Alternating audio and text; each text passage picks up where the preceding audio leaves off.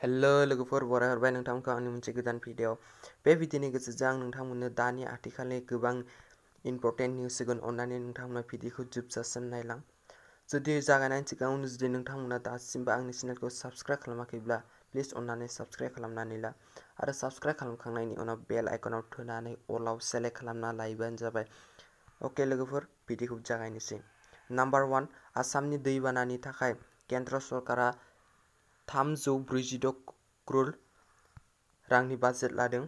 आसामनि दैबानाखौ सुस्रांनायनि थाखाय आरो जाय खहा जादों बिथांमोननि दैबानाजों खहा जानायफोरखौ सुस्रांनो थाखाय फोसाबनो थाखाय बाजेट लादों। बेयो मोजांनि खोथा।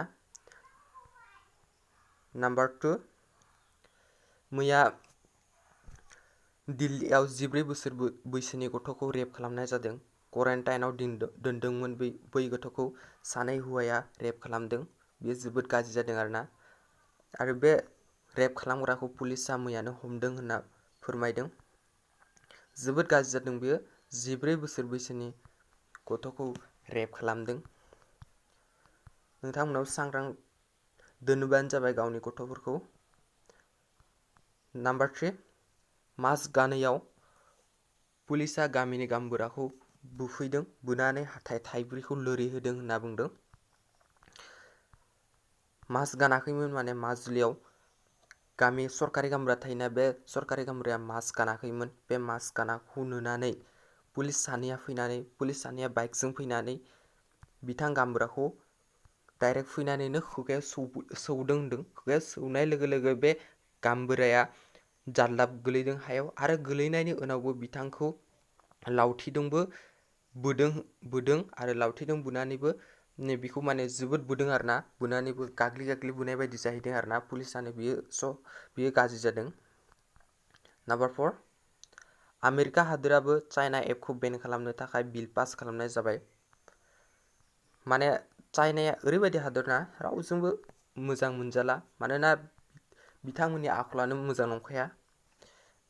गावसोरल' देरगानो नागिरखायो, रावनिबो हादरनि सिङाव जानो नागिरा।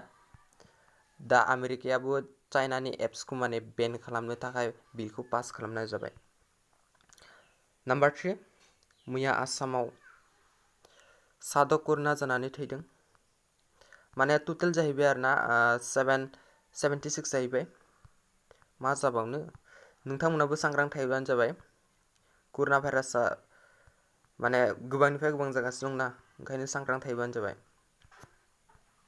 नाम्बार 6, गासै आसामाव जाहैबाय करोना भाइरासआ जाहैबाय टटेल जाहैबाय दिनैसिम नायनो थाङोब्ला 29,921 29,921 जाहैबाय। आरो बेनिनो फाहामनाया जाबाय, रिकभार खालामनाया जाहैबाय, डिसार्ज खालामनाया जाहैबाय 21,761 21,761 सुबुंखौ फाहामनाय जाबाय।